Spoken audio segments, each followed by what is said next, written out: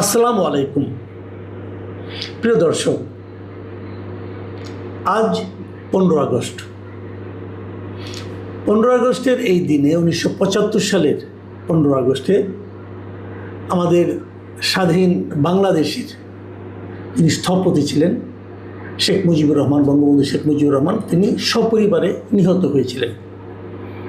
সেটা একটা মর্মান্তিক ঘটনা। এটা নিয়ে অনেক রাজনীতি আছে, অনেক কিছু আছে। বঙ্গবন্ধু শেখ মুজিবুর রহমানের বিরুদ্ধে প্রধান অভিযোগ, উনি একটা ফ্যাসিবাদের শাসনের কায়েম করেছিলেন, যাত্রা শুরু করেছিলেন বাকশাল গঠনের মাধ্যমে। উনি দেশ স্বাধীনতার পর ঠিকভাবে দেশ চালাতে পারেননি, ওনার প্রশাসন খুবই খারাপ ছিল, দেশে দুর্ভিক্ষ হয়েছিল, এমনকি উনি মুক্তিযুদ্ধকে ঠিকমতো উপলব্ধি করতে পারেননি, কারণ উনি মুক্তিযুদ্ধের সময় পাকিস্তানের কারাগারে বন্দী ছিলেন। ওনার বিরুদ্ধে অনেকে এখন এমন অভিযোগও করেন যে উনি নাকি মুক্তিযুদ্ধই চাননি, উনি নাকি স্বাধীন বাংলাদেশে চাননি। এরকম অনেক অভিযোগ যারা মুক্তিযুদ্ধের বিরোধিতা করেছিল তারা ইদানিং বেশ করেন, এবং এগুলো নানা রকম রাজনৈতিক প্রশ্রয়ের কারণে ফুলে ফেঁপে উঠেছে, এবং অনেককে এগুলি বলতেও শোনা যায়। এগুলি বললে কোনো প্রতিবাদক কেউ করে না, এমন বাস্তবতা বর্তমানে বাংলাদেশে আছে। এগুলো নিয়ে আলোচনা করলে বিস্তর আলোচনা করা যাবে, কিন্তু তার কোনোটাই আমি যাব না। আমি কেবল কতগুলি বেসিক পয়েন্টে যাব।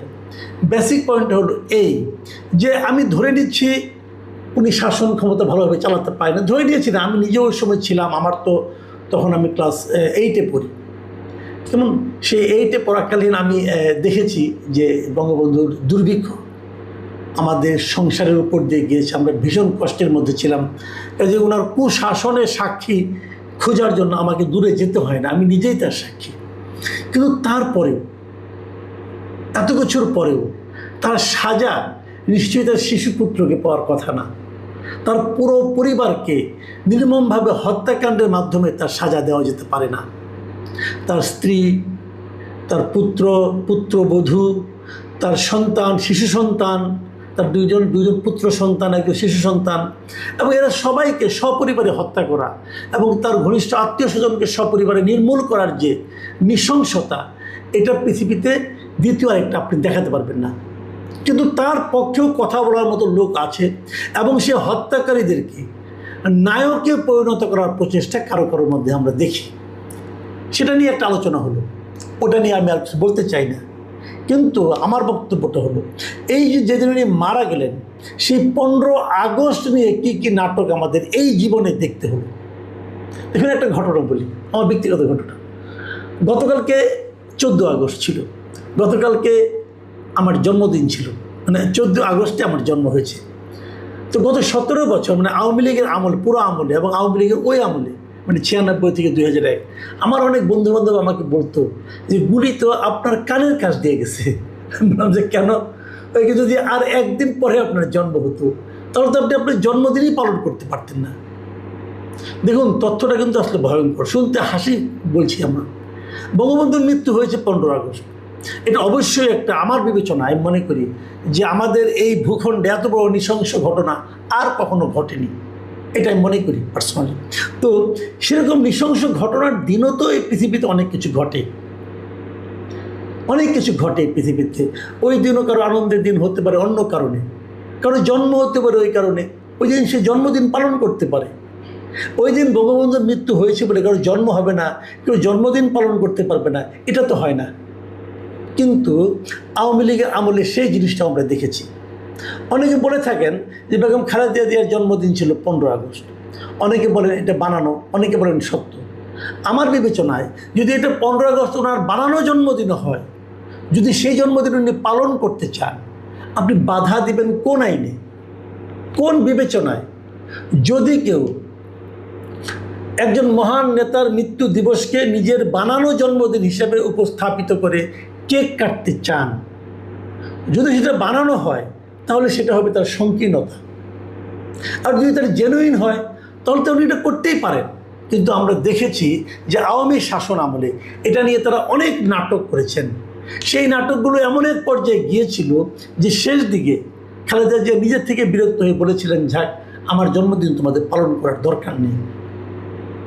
বিষয়গুলো খেয়াল করুন, মানে একটা ঘটনাকে, যে ঘটনা পুরো জাতির জন্য নির্মম, পুরো জাতির জন্য দুঃখের সেই দিবসকে জোর করে দুঃখ পালন করানোর জন্য ওই দিন কারো কোনো আনন্দ করার নিষিদ্ধ হয়ে গিয়েছিল এই ভূখণ্ডে।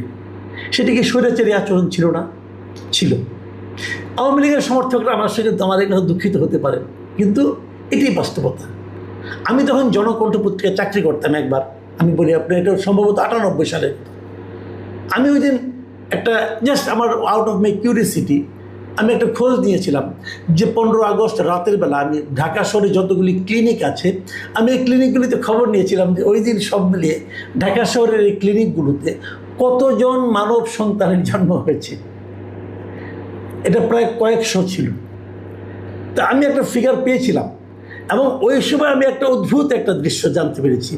সেটা হলো যে অনেক সন্তান সম্ভবা মা অথবা পিতা পরিবার তারা বলেছিল যে 15 তারিখে যদি বাচ্চা জন্ম হওয়ার কথা থাকে সম্ভব হলে একদিন আগে নিয়ে আসেন, ওই দিন নিয়ে আসলে আমি বাচ্চার জন্মদিন পালন করতে পারবো না।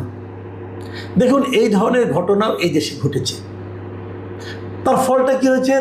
ফল হয়েছে যে যখন ওই সরকারের পতন হয়েছে, যখন নতুন সরকার এসেছে, তখন 15 আগস্ট এটা একটা নিষিদ্ধ দিবসে পরিণত হয়েছে।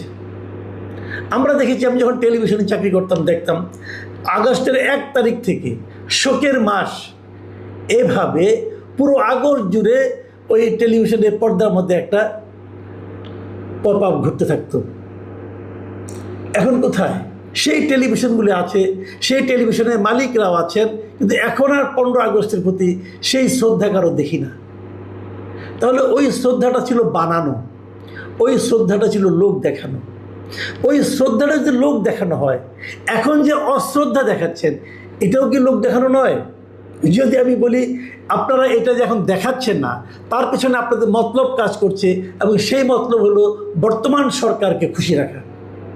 অন্তর্বর্তী সরকারকেও খুশি রেখেছেন, এই সরকারকেও খুশি রাখতে চাচ্ছেন। আমার প্রশ্ন, অন্তর্বর্তী সরকার ছিল একটা প্রতিহিংসাপরায়ণ সরকার আমার বিবেচনায়।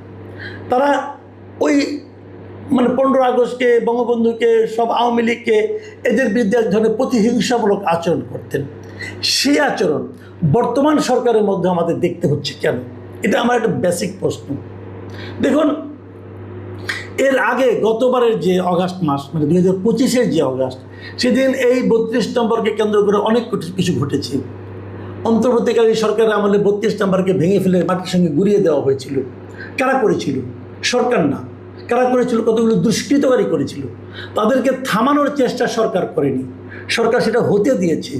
এবং আমি তো মনে করি সরকারের প্রশ্রয় কেবল নয়, সরকারের সহযোগিতা সেটা সম্ভব হয়েছিল। তা না হলে সেখানে ওই বুলডোজার কে এনেছিল? সরকারই বুলডোজার সাপ্লাই দিয়েছিল বলে আমার ধারণা। তো সেটাকে ভেঙে দেওয়া হলো। এবার আমরা কি দেখলাম? এবার আমরা দেখলাম যে 32 নম্বরের আশেপাশে কাউকে যেতে দেওয়া হয়নি। 32 নম্বরের প্রবেশ পথের সামনে যে রাস্তাটা, সে দেখুন 32 নম্বরে কিন্তু কিচ্ছু নেই, ওটা মাটির সঙ্গে গড়িয়ে দেওয়া হয়েছে। তারপরও বঙ্গবন্ধুর অনেক ভক্ত আছেন যারা সেখানে ওনাকে স্মরণ করে সেখানে যান, যে হয়তো ফুল দিতে চেয়েছিলেন, কাউকে ঢুকতে দেওয়া হয়নি, আটকে রাখা হয়েছিল। এবং একজন গিয়েছিলেন, তাকে গ্রেপ্তার করা হয়েছে। আজকে প্রথম আলো একটা নিউজ পড়লাম যে ধানমন্ডি 32 নম্বরে শ্রদ্ধা জানাতে গিয়ে গ্রেপ্তার যুবক কারাগারে, একজন গ্রেপ্তার করা হয়েছে, তারপর তাকে কারাগারেও পাঠিয়ে দেওয়া হয়েছে। আমি নিউজটা একটু আপনাদেরকে পড়ে শোনাতে চাই। যেটা হয়েছিল, রাজধানী ধানমন্ডি 32 নম্বরে বঙ্গবন্ধুর প্রতি ফুল দিয়ে শ্রদ্ধা জানাতে এসে গ্রেপ্তার হওয়া অর্ণব দাসকে, তার বয়স 32, কারাগারে পাঠানোর আদেশ দিয়েছেন আদালত। শনিবার বিকেলে শুনানি শেষে ঢাকা মেট্রোপলিটন ম্যাজিস্ট্রেট আরিফুল ইসলামের আদালত এই আদেশ দেন। তারপরে এখানে বলা হচ্ছে যে সে কীভাবে গিয়েছিল। আজ সকাল 10টার দিকে অর্ণবকে আটক করা হয়। ওই যুবক কার্যক্রম নিষিদ্ধ যুবলীগের সক্রিয় কর্মী বলে পুলিশ দাবি করে, পুলিশ দাবি করছে, কিন্তু ওই যুবক বলছে এরকম জানা যায়নি। এই ঘটনায় ধানমন্ডি মডেল থানা উপপরিদর্শক বাবন উদ্দিন সন্ত্রাস বিরোধী আইনে মামলা করেছেন এবং অর্ণবকে গ্রেপ্তার দেখিয়েছেন। দেখুন, একটা কথা আপনি আমাকে বলুন, একজন লোক এক নেতার প্রতি, একটা রাজনীতির প্রতি তার এক ধরনের শ্রদ্ধাবোধ প্রকাশ করতে যে তিনি কিছু ফুল নিয়ে গেছেন সেখানে শ্রদ্ধা দেখাতে, এটাকে অপরাধ বিবেচনা করা হচ্ছে। এবং কেবল কী অপরাধ? এটা সন্ত্রাসী কর্মকাণ্ডের মধ্যে পড়ে এই অপরাধটা। কোথাও শ্রদ্ধা জানানোর জন্য ফুল নিয়ে গেলে যে সন্ত্রাসী অপরাধের মতো কাজ হয়, এটা পৃথিবীর কোনো গণতান্ত্রিক দেশে হয় বলে আমার জানা নেই, কিন্তু হচ্ছে এই দেশে, হচ্ছে এই সরকার। আমরা কি বলবো? আমরা কি এটা গণতান্ত্রিক আচরণ বলবো? দেখুন, এটা হলো কি বাস্তবতা। এই বাস্তবতাকে মেনেই আমাদের এখন কাজ করতে হচ্ছে। আমি মনে করি আমরা এই দেশে গণতন্ত্র প্রতিষ্ঠার জন্য সংগ্রাম করেছিলাম। সরকারে যারা আছেন তারাও সে আন্দোলনে ছিলেন, আমরাও সে আন্দোলনে ছিলাম। কিন্তু সে আন্দোলনের অর্থ এই না যে আপনারা একজন লোক ফুল নিয়ে কোথাও যাবে, কারোর প্রতি শ্রদ্ধা দেখাবে। ধরেন আপনার ফ্যামিলির একজন লোক, সে মারা গেছে, তার কবরে আপনি ফুল নিয়ে যাচ্ছেন, তার প্রতি শ্রদ্ধা জানাতে তার বাড়িতে আপনি ফুল নিয়ে যাচ্ছেন, সে যেখানে কাজ করতো থাকতো সেখানে আপনি ফুল নিয়ে যাচ্ছেন, তার জন্য দোয়া করছেন। অন্যায়? এটা কি সন্ত্রাসী কর্মকাণ্ডের পর্যায়ে পরে আপনারা ফেলছেন? কেন ফেলছেন? দেখুন, এই যে কাজগুলো, এগুলোর কিন্তু প্রত্যেকটা মুদ্রার একটা এপিঠ ওপিঠ আছে। আমরা কোনো পিঠি দেখতে চাই না, আমরা এই প্রতিহিংসার কোনো পিঠি দেখতে চাই না। আমরা ভাববো, আমরা বলবো সরকারকে, আপনি চিন্তা করুন, ভাবুন এই প্রতিহিংসা রাজনীতির থেকে আমরা কিভাবে বেরিয়ে আসবো। যতদিন আপনারা এই প্রতিহিংসা রাজনীতির চর্চা করবেন, ততদিন মনে রাখবেন এটা কিন্তু শেষ নাই, এটা মিউজিক্যাল চেয়ারের মতো চলতে থাকবে।